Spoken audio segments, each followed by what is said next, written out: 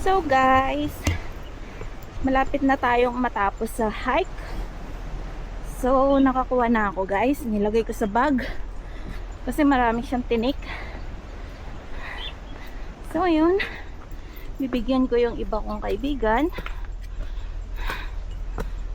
Tapos ako din para luminis yung mattress ko. Kasi may period ako now. So iinom ako para gumaan yung pakiramdam ko sa yung cramps mo yun. Ay. Ayun, nakailang trail ako, bali dalawa yun sa Puluan Trail tsaka ito Long Chao Kok Dehaxa Trail. So sa paglabas dito malapit na yung bus stop. Doon tayo sasakay ng 21A or 26A. Kasi kung babalik pa ako ng Haksa, hindi na yung oras. Tapos dito rin naman dadaan yun. Dito din dadaan yung bus pabalik ng Taypa. Oh, Stairway to Heaven.